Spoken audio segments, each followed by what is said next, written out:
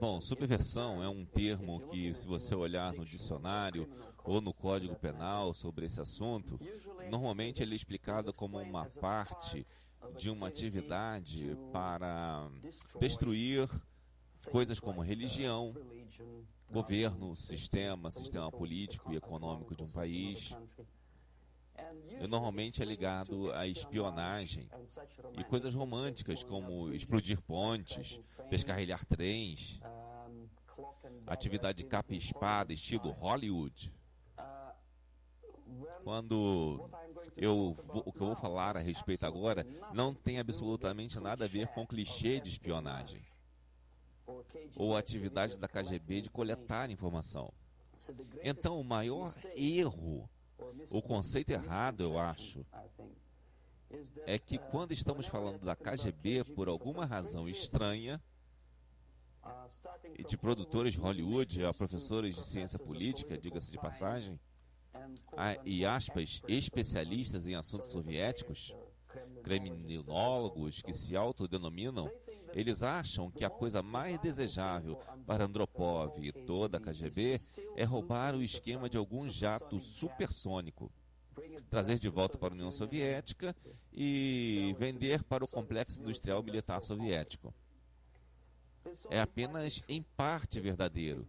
Se tomamos todo o tempo, dinheiro e a mão de obra que a União Soviética e a KGB em particular gasta fora das fronteiras da União Soviética, descobriremos, claro, que não há estatísticas oficiais, ao contrário da CIA ou FBI, que a espionagem como tal ocupa apenas 10 a 15% do dinheiro, tempo e mão de obra. 15% da atividade da KGB.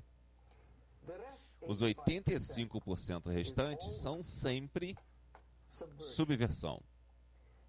E ao contrário de um dicionário de inglês, dicionário Oxford, subversão na terminologia soviética significa sempre uma atividade distratora e agressiva, visando a destruir o país, nação ou área geográfica do seu inimigo.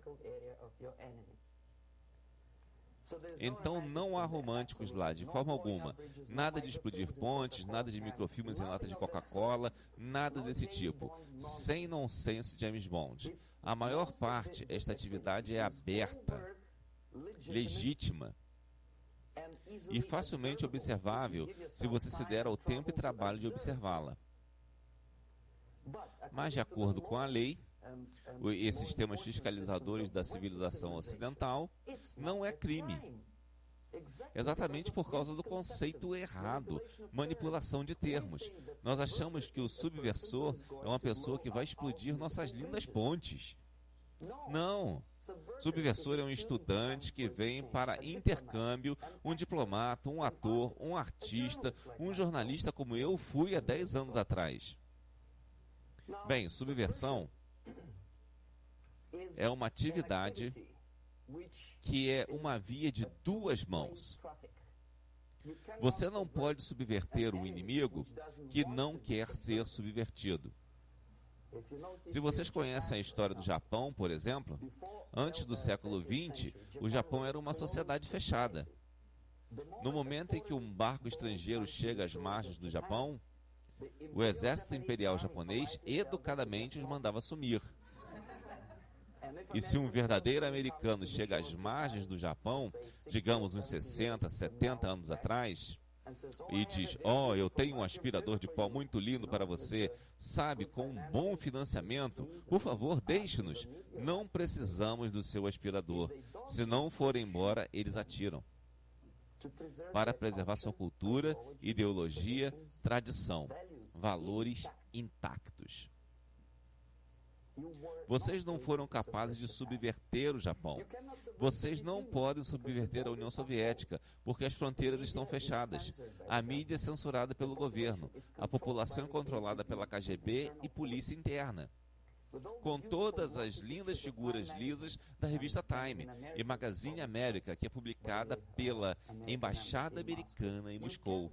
Você não pode subverter os cidadãos soviéticos, porque a revista nunca chega aos cidadãos soviéticos. Ela é coletada nas bancas e jogada na lata de lixo. A subversão só pode ser bem-sucedida quando o iniciador, o ator, o agente da subversão tem um alvo que responde à subversão. É um tráfico de mão dupla. Os Estados Unidos são alvo receptivo de subversão.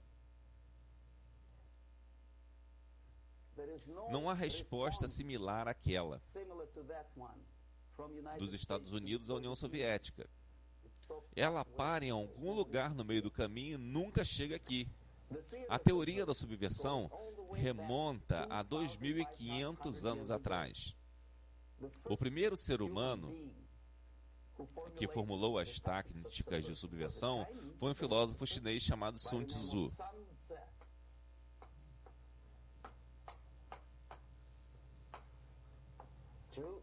2.500 a.C. Para várias cortes imperiais da antiga China, e ele disse, após longa meditação, que para implementar política estatal de uma maneira belicosa, de verdade, é o mais contraprodutivo, bárbaro e ineficiente lutar num campo de batalha. Vocês sabem que a guerra é uma continuação da política estatal, certo? Então, se você quer implantar com sucesso a política estatal e começar a lutar, esta é a maneira mais idiota de fazer. A mais alta arte da guerra é não chegar a lutar, mas subverter qualquer coisa de valor no país do seu inimigo, até o momento em que a percepção da realidade do seu inimigo deteriora a ponto de ele não perceber você como um inimigo. E o que o seu sistema e sua civilização e suas ambições parecem ao seu inimigo uma alternativa, se não desejável, então ao menos factível. Antes vermelho que ser morto. Esse é o propósito final. A etapa final da subversão, após a qual você pode simplesmente dominar seu inimigo sem disparar um tiro, é a subversão for bem sucedida. Isso é, basicamente, o que a subversão é. Como vocês podem ver, nenhuma menção a explodir pontes. Claro que Sun Tzu não sabia muito sobre explodir pontes. Talvez não houvesse tantas pontes naquela época. Mas o básico da subversão está sendo ensinado a todo aluno da escola da KGB na União Soviética e a oficiais de academias militares, e não sei se o mesmo autor está incluído na lista de leituras para oficiais americanos. Sem falar de estudantes comuns de ciência política, obviamente. Eu tenho dificuldade de achar a tradução de Sun Tzu na biblioteca universitária. Em Toronto e depois aqui em Los Angeles, mas é um livro que não está disponível. Ele é forçado para todo estudante da União Soviética. Todo estudante que se pensa que lidará mais em sua carreira com estrangeiros é o que é subversão. Basicamente, consiste de 4 períodos. Temporalmente. Se começarmos aqui e formos nesse sentido no tempo, certo? Aqui é o ponto inicial. A primeira etapa da subversão é o processo chamado, basicamente, desmoralização. Fala por si só o que é.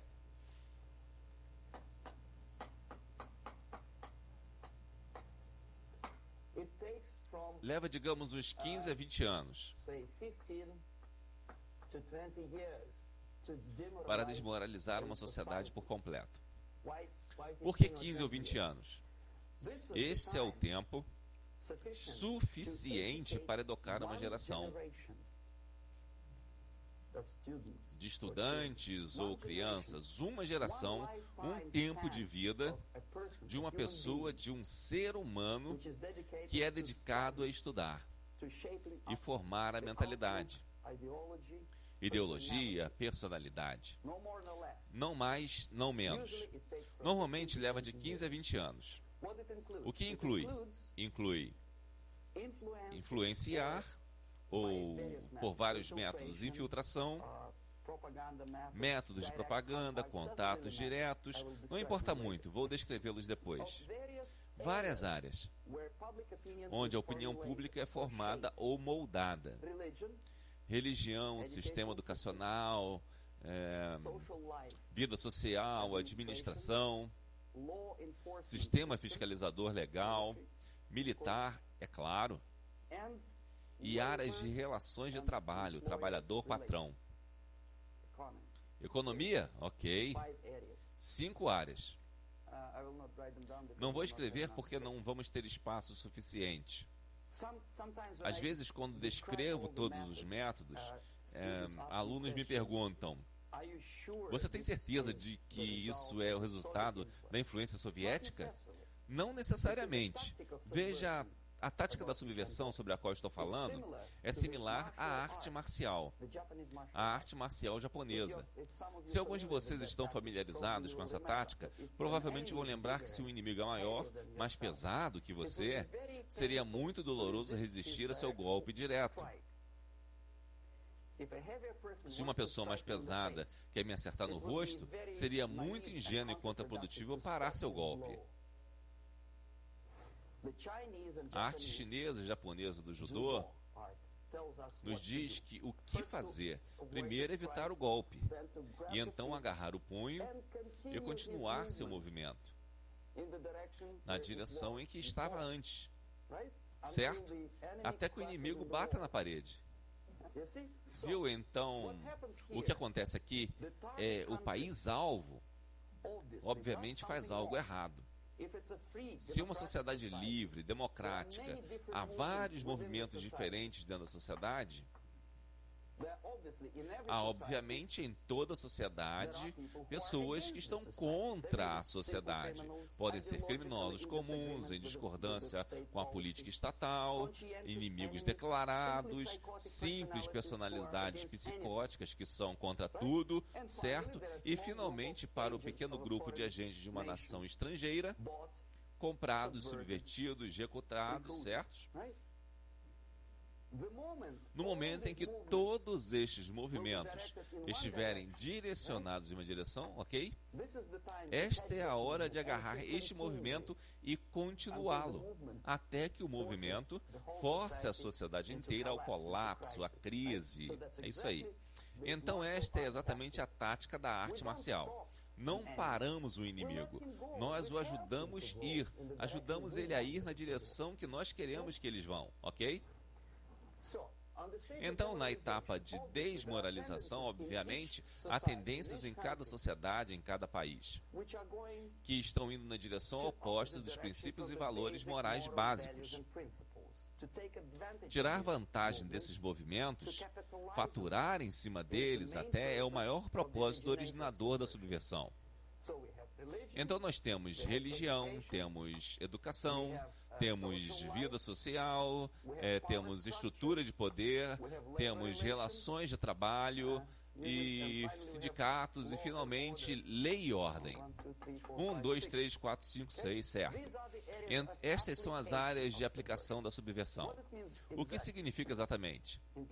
No caso da religião, destrua, ridicularize-a, substitua por várias seitas, cultos, que levam a atenção das pessoas, a fé, seja ela ingênua, primitiva, não importa muito, desde que o dogma religioso basicamente aceito seja erodido devagar e levado para longe do propósito supremo da religião, manter as pessoas em contato com o Ser Supremo. Isso serve ao propósito. Logo, substitua as organizações religiosas aceitas, respeitadas, por organizações fajutas, distrai a atenção das pessoas da fé real e atrai-as a várias fés diferentes. Educação. Distraia-os de aprender algo que seja construtivo, pragmático, eficiente. Ao invés de matemática, física, línguas estrangeiras, química, ensine a história do conflito urbano, comida natural, economia doméstica, sua sexualidade, qualquer coisa, desde que te afaste, ok? Vida social. Substitua as instituições e organizações tradicionalmente estabelecidas por instituições fajutas. Tire a iniciativa das pessoas. Tire a responsabilidade das ligações naturalmente estabelecidas entre indivíduos, grupos de indivíduos e substitua-as por órgãos artificialmente e burocraticamente controlados. Ao invés da vida social e amizade entre vizinhos, estabeleça instituições de assistentes sociais. Pessoas que estão na folha de pagamento de quem? Sociedade? Não. Burocracia. A principal preocupação dos assistentes sociais não é sua família, não é você, não é a relação social entre os grupos da sociedade. A preocupação principal é pegar a vontade do governo. Qual será o resultado do serviço social? Não importa realmente. Eles podem desenvolver todo tipo de conceitos para mostrar que para o governo e para o povo que eles são úteis, certo? Para longe dos elos naturais. Estrutura de poder. Vamos lá. Os órgãos naturais de administração, que tradicionalmente ou são eleitos pelo povo em geral, ou indicados pelos líderes eleitos da sociedade, são substituídos ativamente por órgãos artificiais. Órgãos de pessoas, grupos de pessoas que ninguém elegeu. Jamais. Na verdade, a maioria das pessoas não gosta deles de jeito nenhum, mas ainda assim eles existem. Um destes grupos é a mídia. Quem os elegeu? Como podem eles ter tanto poder? Poder quase monopolista sobre a sua mente. Eles podem violentar sua mente. Mas quem os elegeu? Como pode? Eles têm a ousadia de dizer o que é bom ou ruim para o presidente eleito por vocês e seu governo. Que diabos são eles? A Spiro Agnew, que era odiado pela esquerda liberal, os chamou de tropa de snobs despudorados. E é exatamente o que são. Eles acham que sabem, não sabem.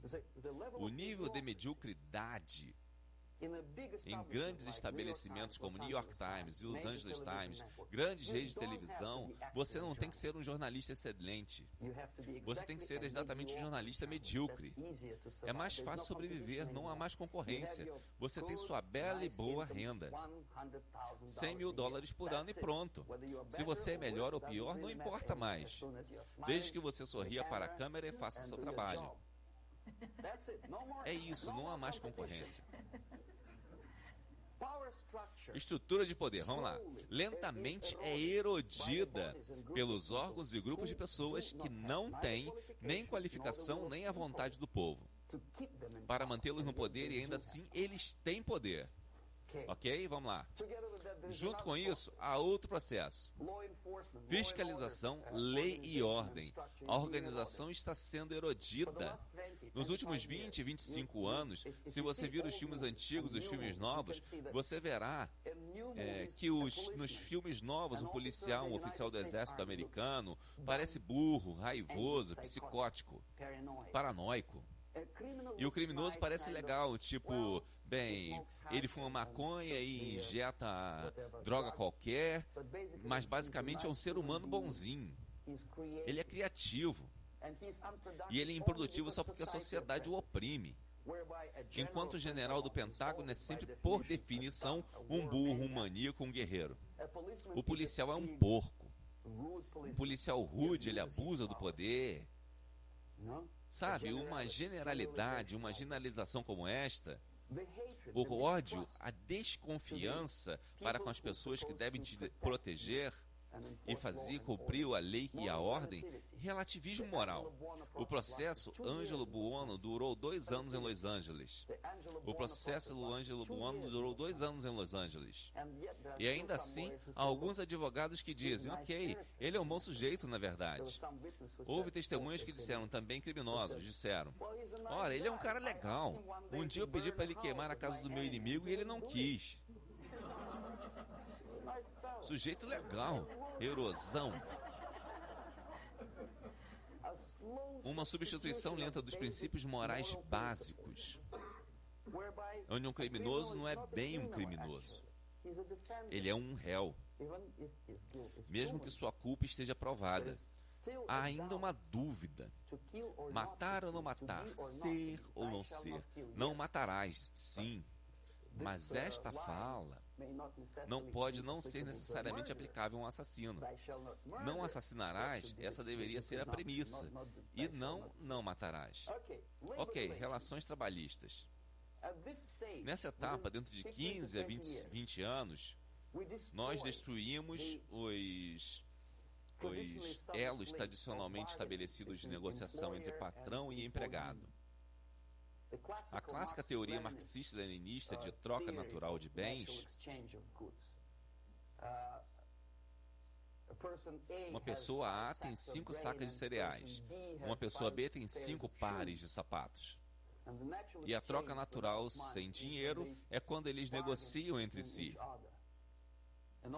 Aí apenas com a introdução da terceira pessoa C, um completo terceiro alienígena estranho que diz, não dê a ele as 5 sacas de cereal, dê-as a mim, e você me deu seus 5 pares de sapato, e eu distribuirei de acordo. Então a economia irá... esta é a morte da troca natural.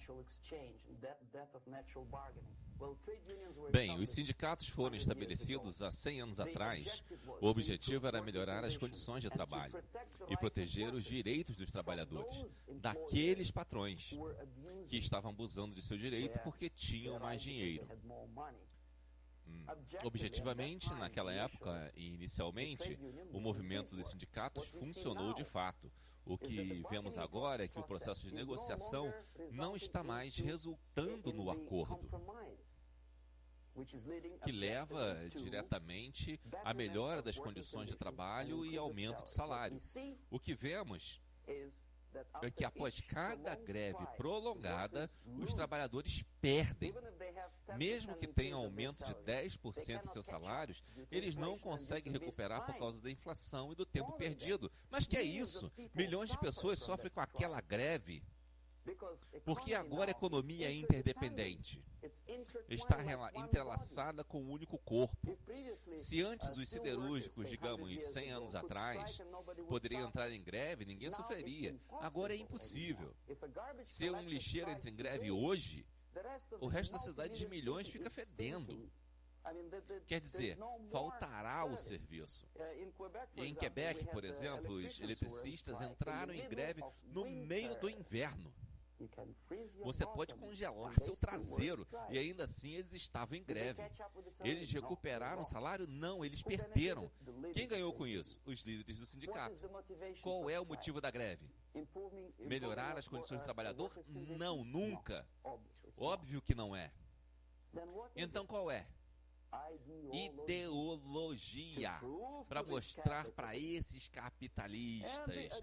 É a horda obediente de trabalhadores como ovelhas, seguem essa gente e não podem desobedecer, porque se desobedecerem, você sabe o que acontece: piquete, assassinatos, caminhoneiros baleados por piqueteiros. Em Montreal, por exemplo, vi com meus próprios olhos, que fui correspondente da CBC, Canadian Broadcast Corporation International, como trabalhadores de uma fábrica de aeronaves destruíram computadores e equipamentos na fábrica. E a administração contratou fura-greves. Seus carros foram virados de ponta cabeça e queimados. Suas casas foram queimadas, seus filhos foram intimidados e houve vítimas. Disso vocês podem ter certeza. Por quê? Para melhorar as condições dos trabalhadores? Não, ideologia. Ok, isso é o que basicamente acontece.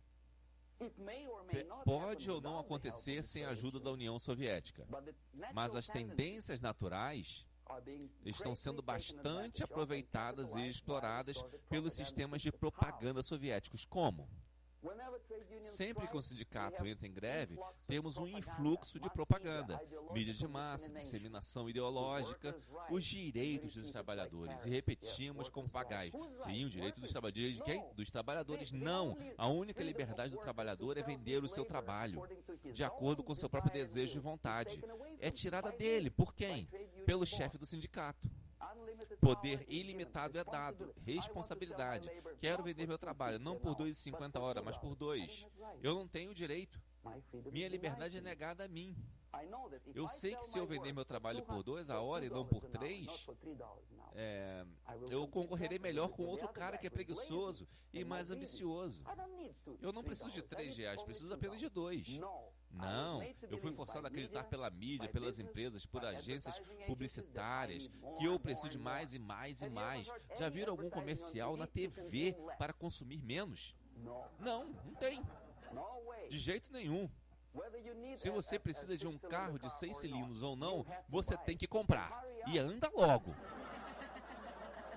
Quando eu estava dirigindo para cá, na estação da rádio local, um locutor empolgado disse: "Você corra, economize, economize, economize. Tem uma liquidação de meia calça." Economize? Comprando mais? Claro, claro. Seria muito ingênuo esperar que a KGB obrigasse a agência publicitária a fazer uma propaganda maluca dessas. Não, claro que não. Mas o que fazíamos quando eu trabalhava para a Novosti? Nós atolávamos editoras, organizações estudantis, grupos religiosos com literatura de luta de classes. Se não diretamente com propaganda marxista-leninista, então propaganda de aspirações legítimas da classe operária. Melhoria de vida, igualdade. Igualdade, vejam só. O presidente Kennedy uma vez disse: "Minha gente, vamos fazer a América acreditar que as pessoas nascem iguais." As pessoas nascem iguais? Há alguma menção na Bíblia ou em alguma outra escritura sagrada, em qualquer religião sobre isso? Qualquer religião? Se não acredita em mim, vá na biblioteca e procure. Não há uma única palavra sobre igualdade. Mas o oposto. Por seus feitos, Deus te julgará. O que você faz é importante, um mérito da sua personalidade. Se você não pode legislar a igualdade, se você quer ser igual, tem que ser igual. Você tem que merecer. Então, ainda assim, nós construímos nossa sociedade sobre o princípio de igualdade. Você diz que as pessoas são iguais, você sabe que é falso, é uma mentira. Algumas pessoas são altas e burras, outras baixas, carecas e inteligentes. Algumas...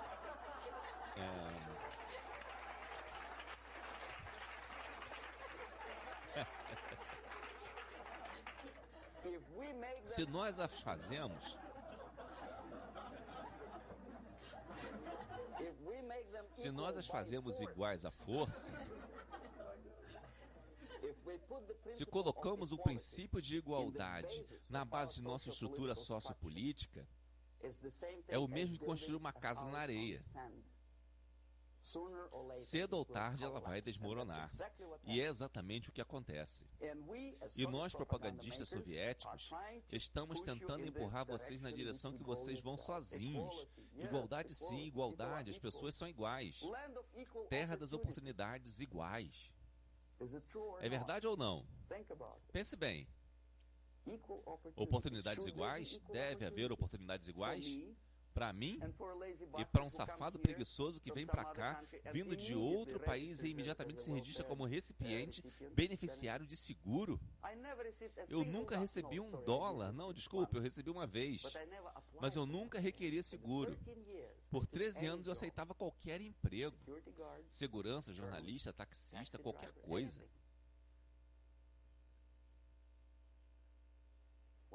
Bom, eu fui muito ativo, mas algumas pessoas não gostam.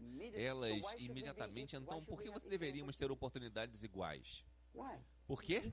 Oportunidade igual para se destacar. Oportunidades iguais em circunstâncias iguais, sim. Mas você sabe que as pessoas não são iguais. Se destacar, sim, supondo que chegamos ao mesmo nível de excelência. Perfeição, que é um futuro distante e hipotético. Sim, talvez. Mas nós sabemos perfeitamente bem que mesmo com as melhores intenções, as pessoas não poderiam ser iguais. Por que deveríamos ter igualdade no, digamos, sistema legal? E eu, que me considero cidadão cumpridor da lei, ou uma pessoa que vem aqui para roubar e atirar, digamos. O governo dos Estados Unidos, sob Carter, importou milhares de criminosos cubanos. Eram criminosos conhecidos.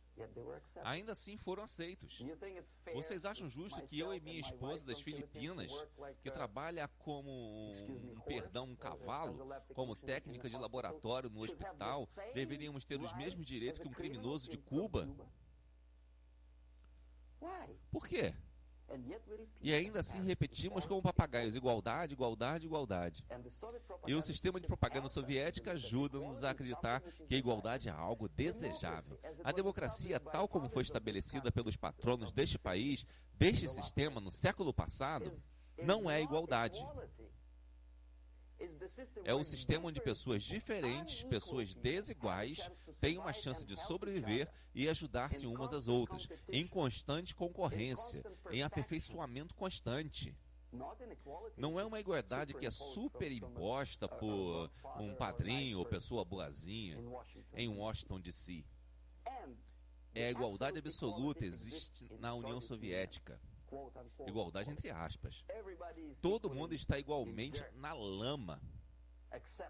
Exceto algumas pessoas que são mais iguais que as outras no Politburo, partidão.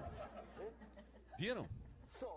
Então, no momento em que você leva um país ao ponto de quase total desmoralização, onde nada funciona mais, quando você não tem certeza do que é certo ou errado, bom ou mal, quando não há divisão entre o bem e o mal, quando até os líderes da igreja dizem às vezes, bom, violência em prol da justiça, especialmente justiça social, é justificável em países como Nicarágua, El Salvador, bom, talvez Rodésia. E escutamos isso e dizemos, provavelmente, é verdade. É verdade? Não, não é verdade. Violência não é justificável, especialmente em prol de, aspas, justiça social, introduzida por marxistas-leninistas. Vocês são meus ex-colegas da agência Novosti. Ok, então atingimos aquele ponto. O próximo passo é desestabilização.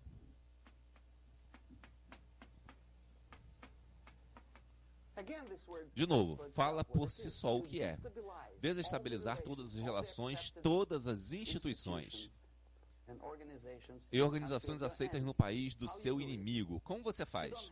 Você não tem que mandar um batalhão de agentes da KGB para explodir pontes, não. Você os deixa fazerem sozinhos. A área de aplicação é mais estreita agora. Não é como no caso anterior, as ações abertas, legítimas, da KGB neste caso. Mal seriam perceptíveis. Não há crime sem um professor que recentemente veio da União Soviética e introduziu um curso de marxismo-leninismo na Universidade Californiana, por exemplo. Ninguém vai chegar à porta dele e dizer, ok, senhor, venha.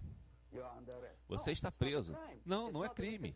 Não é sequer considerado um crime moral contra o seu país.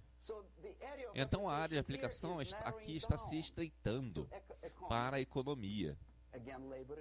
Novamente, relações trabalhistas, certo? Para lei e ordem. E militares.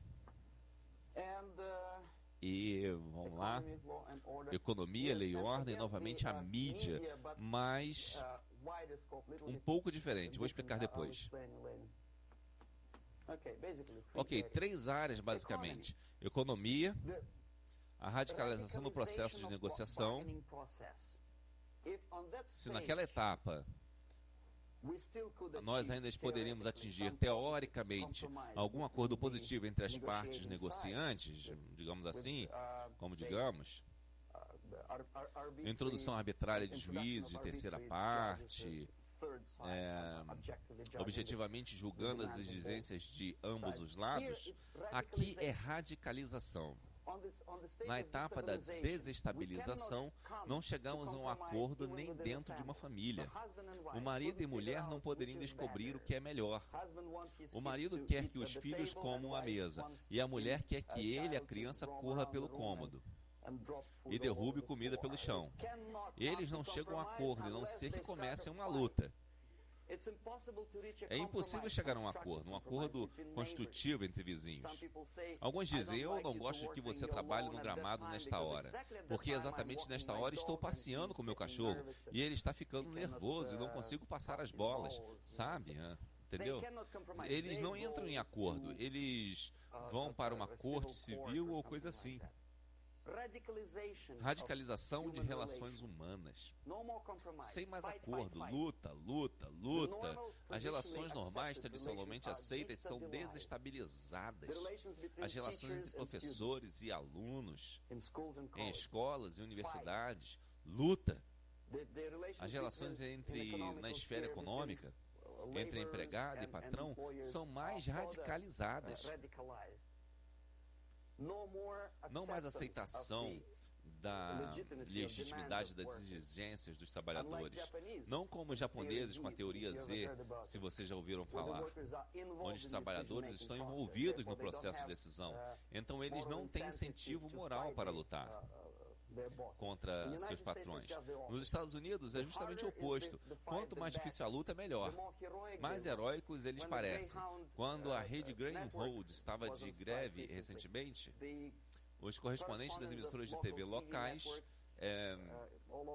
em todos os Estados Unidos abordavam os grevistas e eles disseram: sim, estamos fazendo algo bom. E eles pareciam heróis e tinham um público, havia uma família, o marido era motorista de ônibus e então eles tinham decidido em protesto contra os patrões acamparem em algum lugar da floresta. Eles foram apresentados à audiência como uma gente heróica e boazinha. Viram? Os embates violentos entre passageiros, piqueteiros e os grevistas são apresentados como algo normal. 10, 15, 20 anos atrás, nós ficaríamos nervosos a dizer, por quê? Por que tanto ódio? Hoje não, nós dizemos, bem, lugar comum. Radicalização, militarização às vezes, como expliquei naquela etapa. Eu me adiantei um pouco. Pessoas baleadas, ok? A lei e ordem agora. Também digamos, empurrada para áreas onde as pessoas antes resolviam suas diferenças pacificamente e legitimamente. Agora estamos ficando com esses casos judiciais nos casos mais irrelevantes. Não podemos mais resolver nossos problemas. A sociedade como um todo fica mais e mais antagônica. Esses indivíduos, grupos de indivíduos e a sociedade como um todo, a mídia se coloca em oposição à sociedade, em geral, como um todo. Separada, alienada. Ok? Nessa etapa, vocês se lembram o que eu estava falando? Há umas 2 horas atrás sobre os dormentes. Aí, quando os estudantes, digamos, dos Estados Unidos, que são treinados na Universidade de Lumumba, ou das Nações de Desenvolvimento, os estudantes com quem eu estava lidando, estão sendo mandados de volta da União Soviética aqui, ou se eles já estavam nos Estados Unidos, no país que é objeto da subversão, eles partem para a ação. Os dormentes acordam. Eles dormiram por 15 a 20 anos. Agora eles se tornaram líderes de grupos, padres, sei lá, pessoas públicas. Proeminentemente eles ativamente se incluem no processo político. De repente nós vemos um homossexual, há 15 anos ele fazia sujeiras dele e ninguém ligava, problema dele. Agora ele faz isso uma questão política. Ele exige reconhecimento, respeito, direitos humanos, ele junta um grande grupo de pessoas, o grupo dele é as pessoas comuns e há choques violentos entre ele e a polícia, o grupo dele é as pessoas comuns, não importa o que, são negros contra brancos, amarelos contra as verdes, não importa. Onde está a linha divisória? Desde que este grupo entre em choque antagônico, às vezes militantemente, às vezes com armas de fogo, isso é processo de desestabilização. Os dormentes, muitos dos quais são simples agentes da KGB, se tornam líderes do processo de desestabilização. Não quer dizer que o camarada Andropov manda o camarada Ianov para os Estados Unidos. A pessoa que toma conta já está aqui. Ele é um cidadão respeitado dos Estados Unidos. Às vezes ele recebe dinheiro de várias fundações para a sua luta legítima em prol de, sei lá, direitos humanos, direitos das mulheres, Kiev Lib, Prison Lib, seja o que for. Há americanos simpatizantes que doam seu direito a ele. E o processo de desestabilização normalmente leva diretamente ao processo de crise. No caso de nações em desenvolvimento, esta era a área em que eu era ativo. O processo começa, como no Brasil, quando os órgãos legítimos de poder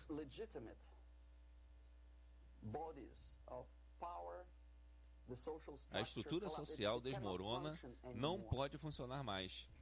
Então nós temos órgãos artificiais injetados na sociedade, tais como comitês não eleitos, ou vocês se lembram de que eu estava falando deles ali, assistentes sociais que não são eleitos pelo povo, mídia que são os senhores auto-investidos da sua opinião, alguns grupos estranhos também, que alegam que eles sabem como guiar a sociedade para frente. Em geral, não sabem.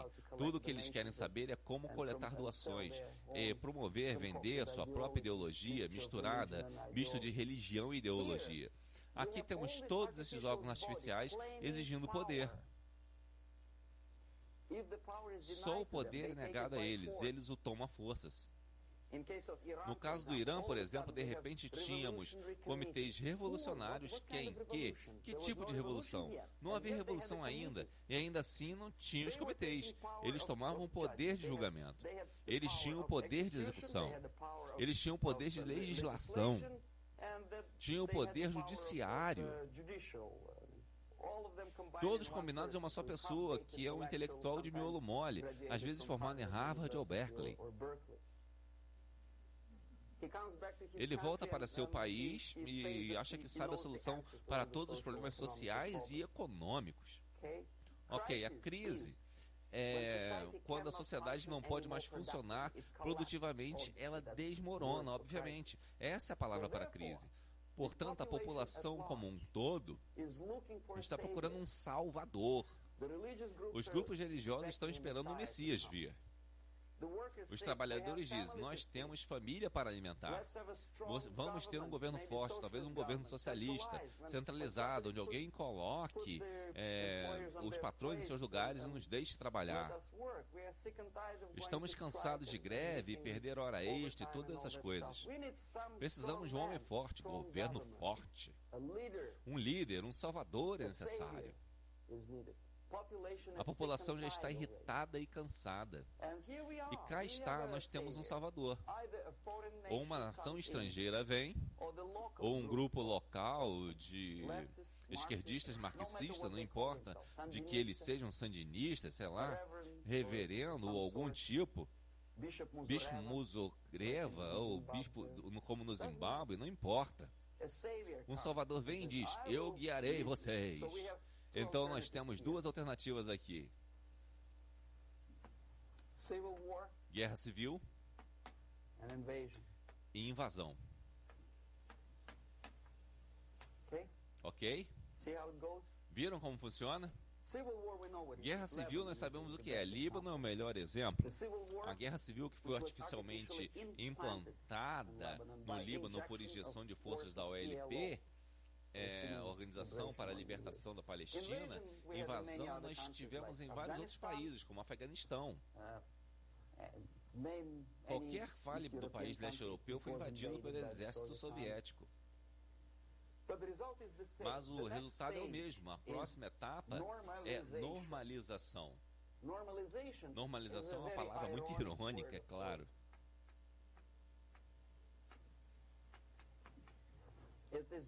É emprestada na situação de 1968 na Tchecoslováquia, quando a propaganda soviética e depois o New York Times declararam: o país está normalizado, os tanques chegaram em Praga. Então não há mais primavera de Praga, não há mais violência.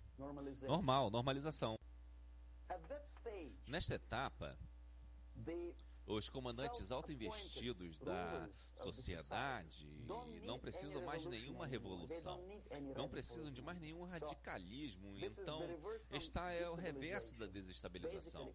Basicamente, é estabilizar o país, à força, na marra. Então todos os dormentes e ativistas, e assistentes sociais, e liberais, e homossexuais, e professores, e marxistas, e leninistas, são eliminados.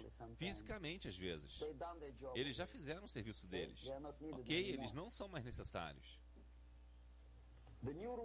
Os novos governantes precisam de estabilidade para explorar a nação, o país, tirar vantagens da vitória. Ok, então chega de revolucionários, por favor. Chega. Isto é exatamente o que acontece em vários países. Lembram de Bangladesh? Essa foi a crise da qual eu fui participante. Primeiro ele enchia Mujibur Rahman. Em 1971 ele era líder do Partido do Povo, a Liga Awami, com um bigode tipo Stalin. Ele esteve na Rússia várias vezes. 5 anos depois ele foi baleado por seus ex-colegas marxistas. Ele cumpriu sua função. No Afeganistão, isso aconteceu 3 vezes. Primeiro havia Tarak, depois Amin, agora Barak, e eles se mataram sucessivamente, um atrás do outro. No momento em que o cumpria sua obrigação, o primeiro desmoralizava o país, o segundo desestabilizava, o terceiro levou à crise. Adeus, camarada. Pum. Babrak Karmal vem de Moscou e é colocado em pauta. O mesmo aconteceu com Grenada recentemente. Maurício Bishop, marxista, foi morto por Augustin, como se chama? General alguma coisa, que também era marxista. Certo? Então, chega de revoluções, por favor. Normalização agora. De agora em diante, chega de greves. Chega de homossexuais. Chega de homem livre. Chega de kid livre. Chega de livre. Ponto final. Boa e sólida liberdade proletária democrática. E pronto. Agora, para reverter esse processo, é preciso um esforço enorme. Quando hoje os Estados Unidos tiveram que invadir Granada para reverter o processo de subversão, algumas pessoas disseram: rapaz, isso não é bom, não é kosher, invadiram um lindo país, a ilha de Grenada. Ora, por que você não parou o processo aqui, quando Grenada foi só abordada por esquerdistas? Por que não impedir que Maurício Bishop sequer impedisse que os grenadeiros queriam? Muito questionável. Para começar, eles não sabiam nem quem era Maurício Bishop. Ele mesmo chegou ao poder sem saber. Ok, mas não deixamos a situação avançar mais e mais e mais, até a crise. A normalização muito em breve. E aí os Estados Unidos decidem invadir o país, descobrindo que o país era inteiramente uma base militar da União Soviética. Claro que é uma medida drástica, claro que é uma pena que os fuzileiros tiveram que perder, 17 vidas, muito ruim. Por que não parar o processo antes que chegue a crise? Ah, não, os intelectuais não deixam. É interferência em assuntos internos. Eles têm o máximo de cuidado para não deixar o governo americano interferir em assuntos internos de países latino-americanos. Eles não ligam para a União Soviética interferindo nesses assuntos. Então, para reverter esse processo, daqui é preciso apenas e sempre ação militar. Nenhuma outra força na Terra pode reverter esse processo neste ponto. Neste ponto, não precisa de uma invasão militar pelo exército dos Estados Unidos. É preciso ação vigorosa, como no Chile, por exemplo. Um envolvimento discreto da CIA para impedir que o Salvador de fora chegue ao poder e estabilizar o país antes que ele entre em guerra civil.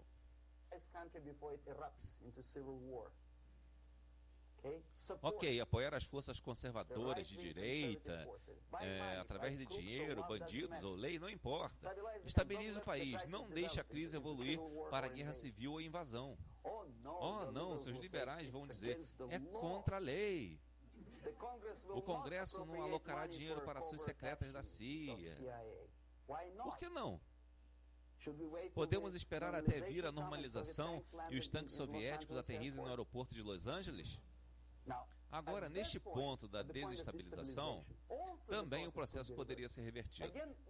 E, de novo, mais fácil que neste. Nada de envolvimento da CIA neste ponto. Sabe o que é e precisa aqui?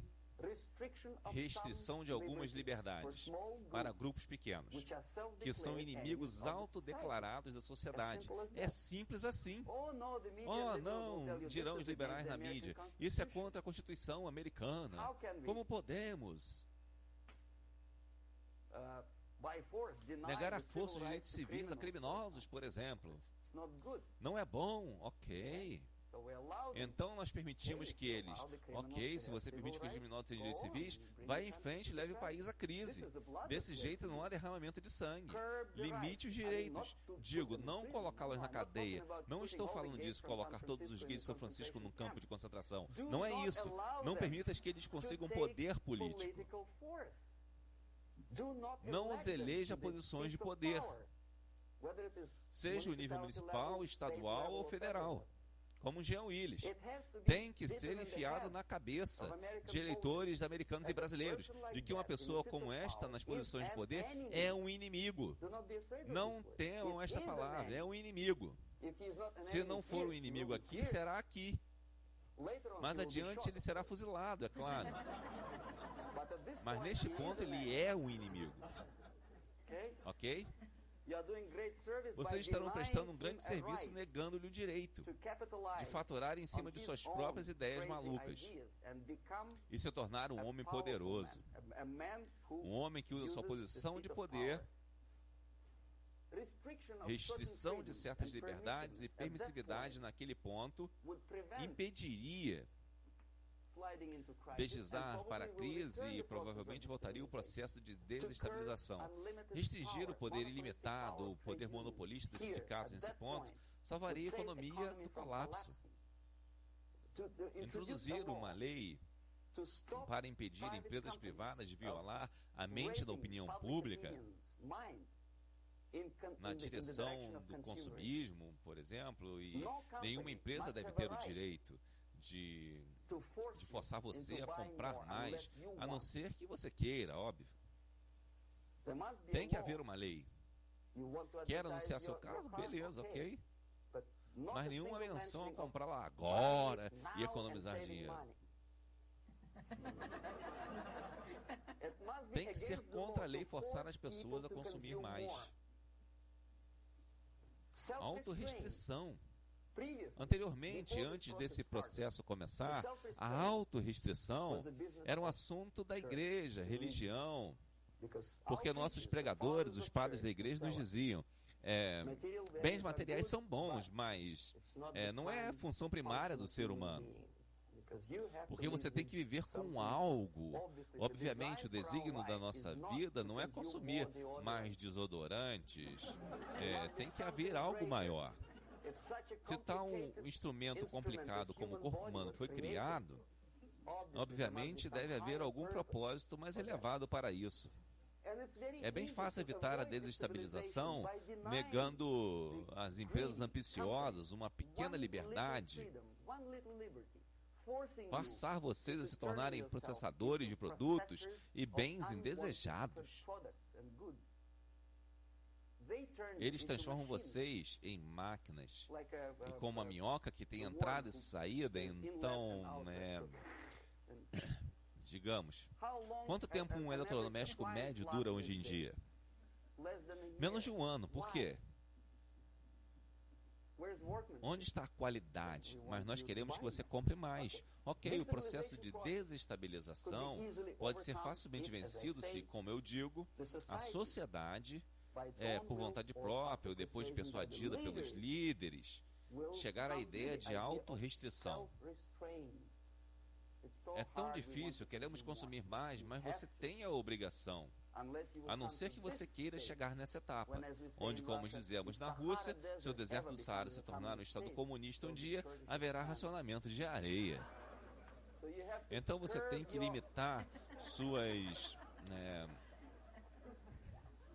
Então, você tem que limitar suas expectativas nesse ponto.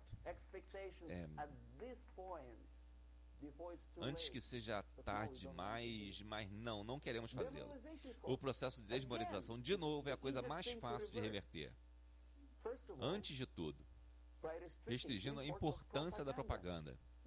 A coisa mais fácil de fazer. Importação ilimitada, irrestrita de literatura soviética, jornalistas soviéticos, dar à propaganda soviética e agitadores ideológicos tempo igual na cadeia de TV americana, tem que ser impedido. E é fácil, eles não se ofenderão, veja bem. Na verdade, eles respeitarão mais a América. Mas quando seu ex-colega Vladimir Posner aparece na Nightline e Ted Koppel pergunta: bom, Vladimir, o que você pensa disso? O que ele pode pensar? Ele é um instrumento de propaganda, ele pensa o que o camarada Andropov manda ele pensar. Ele é apenas um belo e articulado alto-falante do sistema de subversão soviético. O Ted Koppel te faz acreditar que o meu amigo Vladimir Posner pensa.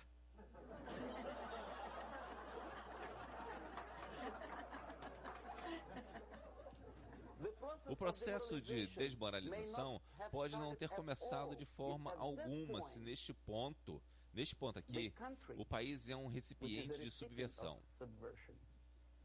Ativamente, não violentamente, mas ativamente, impede a importação de ideologia estrangeira. Eu não quero que a América siga o modelo do Japão antigo. Também você não tem que atirar em todo estrangeiro que se aproxime às fronteiras sagradas dos Estados Unidos. Mas quando ele te oferece um bagulho disfarçado de algo bem lustroso, você deve dizer a ele: não, nós temos nosso próprio bagulho.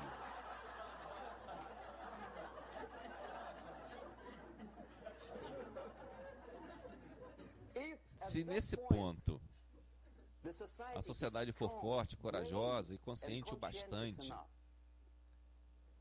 para parar a importação de ideias que são estranhas,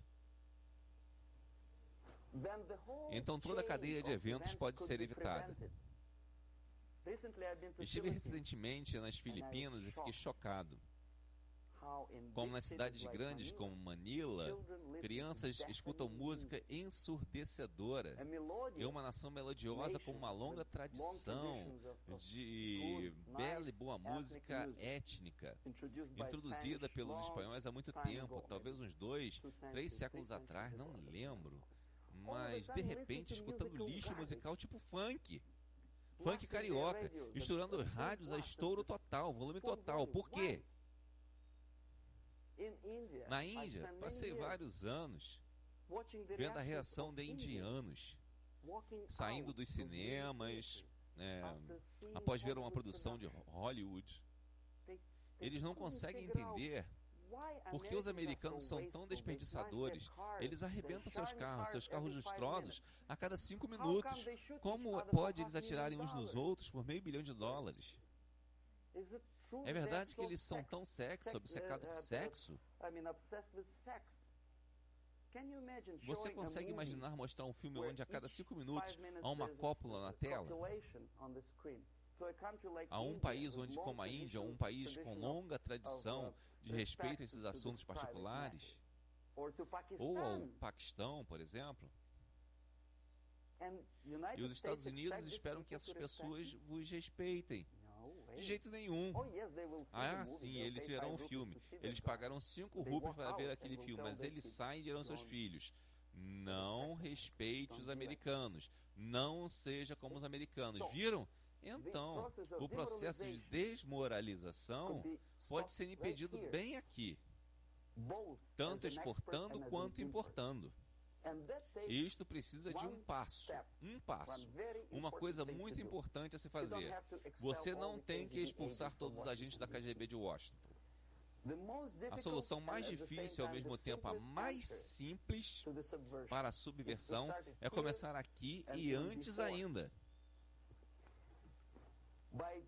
trazendo a sociedade de volta à religião. A religião, presta atenção, algo que você não pode tocar, comer e vestir, mas algo que governa a sociedade e a faz se mover e se preservar.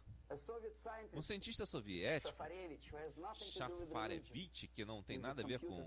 Ele é um cientista de computação, fez um estudo muito intenso na história dos países socialistas. Ele chamava socialista ou comunista a qualquer país com uma ideia, uma estrutura de poder piramidal.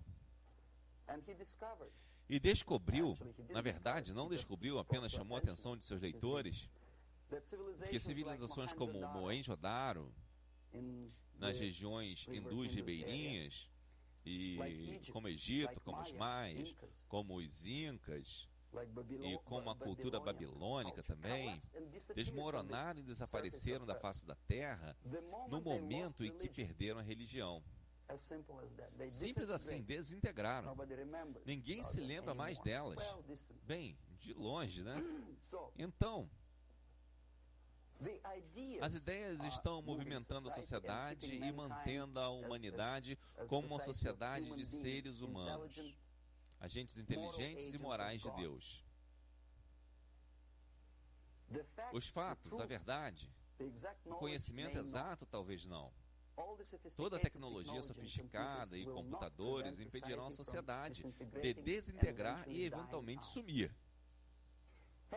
Você já conheceu alguma pessoa que sacrificaria a sua vida, liberdade, por uma verdade como esta? 2 vezes 2 igual a 4? Isso é verdade. Nunca encontrei uma pessoa que diria, isso é verdade, estou pronto para atire em mim. Para defender a verdade do 2 mais 2 igual a 4, certo? Ninguém faz isso. Mas milhões sacrificaram suas vidas, liberdade, conforto, tudo, por coisas como Deus, como Jesus Cristo. É uma honra. Alguns mártires no campo de concentração soviético morreram, e morreram em paz. Ao contrário daqueles que gritavam, viva Stalin, sabendo perfeitamente bem que ele pode não viver muito. Algo que é não material, movimenta a sociedade e ajuda a sobreviver. E vice-versa. É uma coisa que alimenta a outra. No momento em que nos voltamos para 2 vezes 2 igual a 4 e fazemos disso um princípio guia para a nossa vida, nossa existência, nós morremos. Mesmo quando isto é verdade, e isto não conseguimos provar, só podemos sentir e ter fé. Então a solução para a subversão ideológica, estranhamente muito simples, não é a ciência. Você não tem que atirar nas pessoas. Você não tem que mirar mísseis, Pershings ou mísseis de cruzeiro no quartel-general de Andropov, nada disso. Você só tem que ter fé e evitar a subversão. Em outras palavras, vamos lá, não ser uma vítima da subversão. Não tente ser uma pessoa que no judô está tentando esmagar o adversário e é pego pela sua mão e não golpeia assim. Não golpeia assim, não faça isso. O golpeia com o poder do seu espírito e superioridade moral. Se você não tem este poder, é hora de desenvolvê-lo. E esta é a única solução. Acabou. Obrigado. Dublagem realizada por Marco Teles para facilitar o acesso ao povo brasileiro do conteúdo desse vídeo. Algumas considerações, alguma dublagem foi um tanto quanto improvisada e colocando pequenos comentários na dublagem, mas temos a legenda. Não leve isso muito em consideração, visto que a dublagem foi feita de uma tacada só para facilitar o andamento do serviço. Obrigado.